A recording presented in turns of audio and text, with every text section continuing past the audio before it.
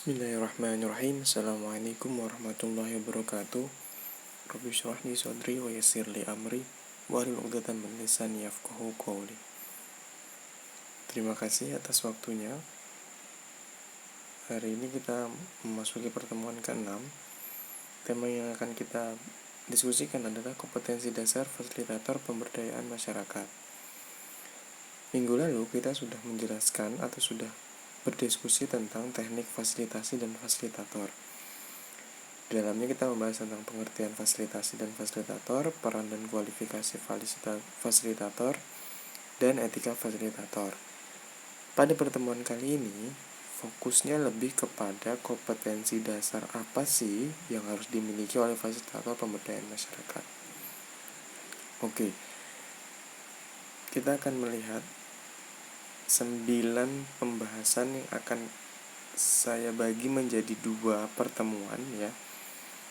9 ini 5 dari 9 akan kita bahas pada pertemuan kali ini dan sisanya pada pertemuan selanjutnya. Oke. Di sini teman-teman sebenarnya bisa melihat atau memanfaatkan konsep ini untuk penelitian atau sebuah research yang berhubungan dengan fasilitator. Jadi mungkin bisa melihat fasilitator pemberdayaan masyarakat di sebuah wilayah menggunakan 9 kompetensi dasar ini. Sudah atau belum fasilitator tersebut sesuai dengan 9 kompetensi dasar ini? Oke. Selanjutnya, pembahasan pertama adalah kompetensi dasar yang harus dimiliki adalah membangun kemitraan. Apa sih membangun kemitraan? Membangun kemitraan adalah sebuah cara atau merupakan kerja 1-2 orang. Jadi pemberdayaan itu bukan hanya kerja 1-2 orang, tetapi melibatkan berbagai aktor. Nah, membangun kemitraan di sini penting karena ikatan yang baik adalah yang berdasar saling ketergantungan, saling membutuhkan, dan saling memperkuat tujuan. Artinya, ketika kita membangun kemitraan, itu harus berdasarkan saling ketergantungan, saling membutuhkan, dan saling memperkuat tujuan. Ada 3 hal pembahasan yang saya sampaikan pada pertemuan kali ini, yaitu pengertian kemitraan, yang kedua prinsip-prinsip kemitraan, yang ketiga model-model kemitraan. Pengertian kemitraan itu apa sih sebenarnya? Ada 2 pendapat di sini yang kurang lebih sama maknanya, yaitu suatu bentuk persekutuan antara 2 pihak atau lebih yang membentuk ikatan kerjasama dengan kesepakatan dan rasa saling membutuhkan. Di sini poin pentingnya adalah persekutuan antara 2 pihak atau lebih. Jadi sebenarnya tidak hanya terbatas 2 orang saja atau 2 pihak saja, tapi bisa lebih dari itu. Setelah itu, catatan penting selanjutnya adalah kesepakatan ini berdasarkan saling membutuhkan atau saling berkaitan antara satu dengan yang lain. Kemudian pengertian yang kedua adalah kemitraan adalah memfasilitasi pertukaran informasi, memfasilitasi kegiatan, dan mengembangkan kegiatan. Ini merupakan tujuan dari kemitraan itu sendiri. Nah, setelah kita melihat pengertian tadi, bahwasannya ada keterlibatan antara 2 atau lebih pihak dan didasari oleh saling ketergantungan. Nah, tujuannya apa sih ya? Tujuannya untuk memfasilitasi pertukaran informasi, memfasilitasi kegiatan, dan mengembangkan kegiatan. Oke, prinsip kemitraan selanjutnya itu adalah sebuah pedoman yang digunakan dalam menjalin hubungan yang saling memberikan keuntungan antar pihak. Ini prinsip kemitraan. Menurut Sumpena adalah keterlibatan masyarakat, saling menguntungkan, pertanggungjawaban, transparansi, kebutuhan, kesetaraan, saling menghormati, berbagi visi dan informasi, bertujuan menciptakan masyarakat madani, dan terakhir penguatan kelembagaan dan profesionalisme. Ada beberapa prinsip nih tentang kemitraan menurut Sumpena, dan itu perlu atau bisa diterapkan oleh fasilitator yang melakukan kompetensi kemitraan. Oke, selanjutnya adalah model-model kemitraan. Di sini ada 3 sebenarnya, adalah kemitraan semu, kemitraan mutualistik, dan kemitraan konjungsi. Yang biasa digunakan atau yang baik, yang ideal adalah kemitraan mutualistik atau simbiosis mutualisme, saling menguntungkan. Oke, tadi ini kompetensi pertama, yaitu kompetensi yang membangun kemitraan. Selanjutnya adalah partisipasi, bagian yang tidak terpisahkan dalam upaya memberdayakan masyarakat agar masyarakat terlibat secara aktif dan langsung dalam kegiatan sosial. Nah, di sini ada dua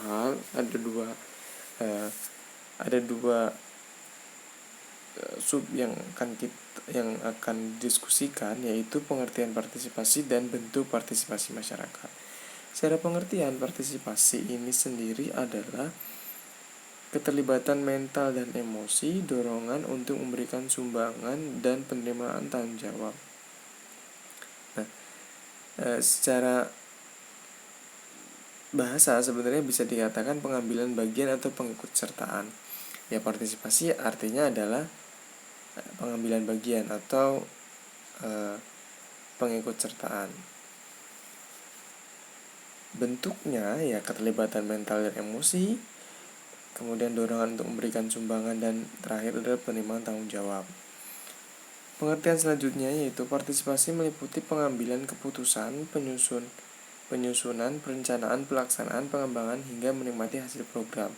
Nah, di sini sebenarnya partisipasi memiliki beberapa bagian atau meliputi beberapa hal tadi yang sudah disampaikan. Partisipasi pada ketika pengambilan keputusan, partisipasi ketika penyusunan program, partisipasi ketika perencanaan program, hingga menikmati hasil dari program tersebut. Bentuk partisipasi masyarakat adalah ada 2 sebenarnya di sini jenis partisipasi, yaitu partisipasi buah pikiran, kemudian ada juga yang tenaga, ada juga harta benda, bahkan keterampilan dan kemahiran, maupun jenis partisipasi sosial. 5 macam bentuk partisipasi ini teman-teman bisa melihat, yaitu langsung atau partisipasi berbentuk iuran atau barang, dukungan, pengambilan keputusan, dan representatif. Nah, kompetensi selanjutnya yang harus dimiliki oleh fasilitator adalah partisipasi. Partisipasi sebenarnya lebih ke membangun partisipasi masyarakat terhadap atau membangun partisipasi masyarakat dalam mengikuti kegiatan atau dalam melaksanakan pemberdayaan masyarakat. Oke, selanjutnya adalah kepemimpinan. Seorang fasilitator harus memiliki kompetensi kepemimpinan. Artinya apa? Fasilitator harus memiliki jiwa pemimpin yang mana dapat menentukan rencana dan strategi komunikasi yang akan digunakan dalam pendampingan. 3 hal yang ingin kita sampaikan atau yang kita diskusikan adalah pengertian kepemimpinan, gaya kepemimpinan, dan tipe-tipe kepemimpinan. Dari pengertiannya sendiri adalah kemampuan untuk mempengaruhi orang lain atau anggota organisasi agar termotivasi untuk melaksanakan tugas-tugas atau pekerjaan tanpa dipaksa. Ini penting sebenarnya. Fasilitator bisa nggak sih menciptakan sebuah iklim yang mana iklim tersebut dapat memberikan pengaruh terhadap orang lain ataupun anggota organisasi agar termotivasi untuk melaksanakan tugas-tugas atau pekerjaan tanpa merasa terpaksa. Kemudian yang kedua, tujuannya mempermudah proses belajar dalam upaya meningkatkan kapasitas masyarakat. Nah, ini peran fasilitator dalam hal atau peran kompetensi fasilitator ya dalam hal kepemimpinan itu yaitu mempermudah proses belajar masyarakat dalam upaya meningkatkan kapasitas dari masyarakat itu sendiri.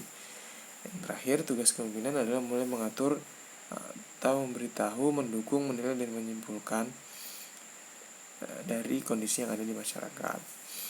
Kemudian yang kedua, gaya kepemimpinan. Ini ada gaya kepemimpinan sih sebenarnya yang bisa dilihat. Ada gaya kepemimpinan yang menyusun atau mengedepankan kekompakan organisasinya, atau bahasanya kekompakan tinggi, kerja rendah. Artinya timnya ini kompak tapi tidak progres atau tidak memiliki hasil yang baik. Biasanya ini kelompok atau kelompok-kelompok yang mengedepankan nilai-nilai solidaritas tapi mengesampingkan pencapaian program. Ada gaya kepemimpinan yang seperti itu. Ada juga yang kerja tinggi dan kekompakannya rendah. Nah ini yang penting kerja tetapi kekompakannya rendah. Yang idealnya sebenarnya kerja tinggi dan kekompakan tinggi. Bagaimana caranya fasilitator dapat menjadikan kelompok yang didampingi itu memiliki gaya kepemimpinan yang kerja tinggi dan kekompakan tinggi. Nah ini penting diperhatikan oleh setiap fasilitator. Yang terakhir, kerja rendah dan kekompakan rendah, ini yang paling dihindari ya. Kemudian ketiga, tipe kepemimpinan, ada tipe autokratis, ada tipe militeristis, ada tipe paternalistis, ada karismatik dan demokrasi. Pengertian ini sebenarnya lebih kepada demokrasi mungkin bermakna umum ya, militer juga teman-teman paham. Autokratis ini lebih ke ada hubungan yang seperti pimpinan dan bawahan, atau banyak di setir lah ya, seperti zaman Orde Baru. Kalau paternalistis ini lebih ke partner atau berhubungan secara friendly gitu. Kemudian yang karismatik ini lebih ke kepemimpinan yang karismatik atau yang memiliki karisma. Oke, motivasi ini adalah kompetensi fasilitator yang selanjutnya. Masyarakat memerlukan dorongan positif baik yang berasal dari dalam maupun luar. Kasusnya, jika kompetensi fasilitator itu motivasi, maka dorongan positif ini berasal dari luar. Motivasi itu apa sih sebenarnya? Motivasi adalah sesuatu penyebab atau dorongan seseorang untuk bertindak yang mengarah pada kebutuhan atau tujuan yang dicapai. Kemudian prinsip-prinsip motivasi itu apa sih?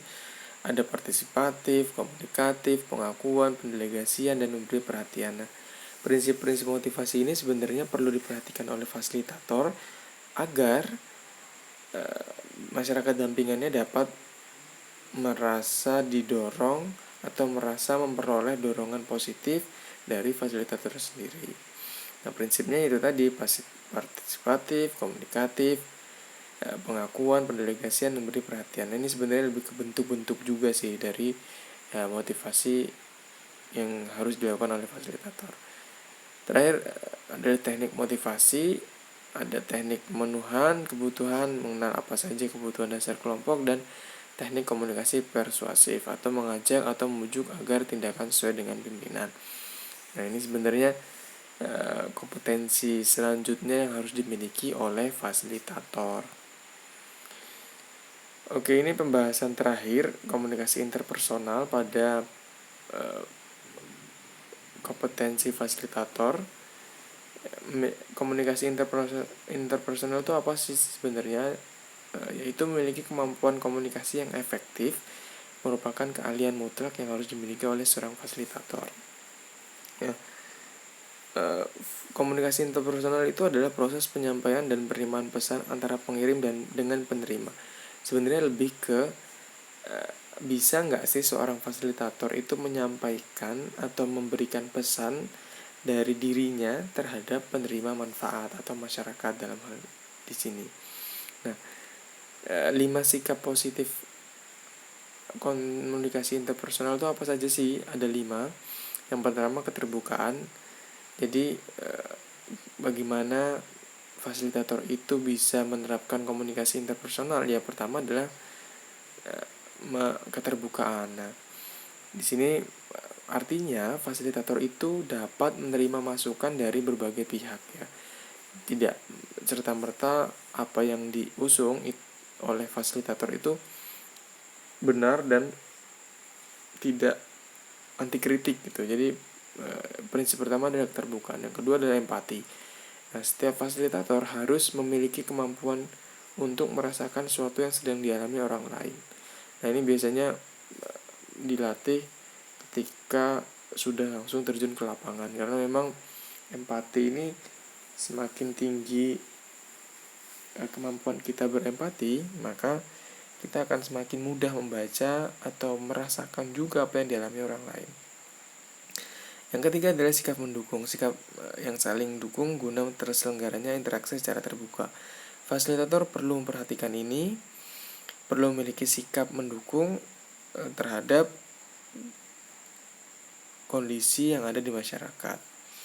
Yang keempat, sikap positif. Ini setiap yang terlibat perlu memiliki sikap positif, artinya fasilitator apapun kondisinya perlu memancarkan atau menjelaskan sikap-sikap positif yang ada di masyarakat, sikap-sikap positif yang ada di dirinya untuk disampaikan ke masyarakat. Yang terakhir adalah kesetaraan. Kedua belah pihak atau lebih memiliki kepentingan yang sama dan saling membutuhkan. Artinya fasilitator dan masyarakat tidak ada yang saling diunggulkan, karena memang keduanya saling memiliki kepentingan dan saling membutuhkan. Oke, sementara 5 kompetensi dasar yang harus dimiliki oleh fasilitator sudah kita bahas. 4 sisanya akan kita bahas pada pertemuan selanjutnya. Teman-teman, sebenarnya 9 kompetensi dasar ini bisa teman-teman jadikan bahan konsep atau teori yang bisa dijadikan untuk melihat sebuah realita di lapangan, sehingga teman-teman bisa membuat atau melakukan sebuah riset terkait dengan fasilitator yang sudah ada di masyarakat. Oke, saya pikir cukup. Ini daftar pustakanya. Teman-teman bisa membaca lebih dalam pada daftar pustaka ini. Cukup sekian dari saya. Wassalamualaikum warahmatullahi wabarakatuh.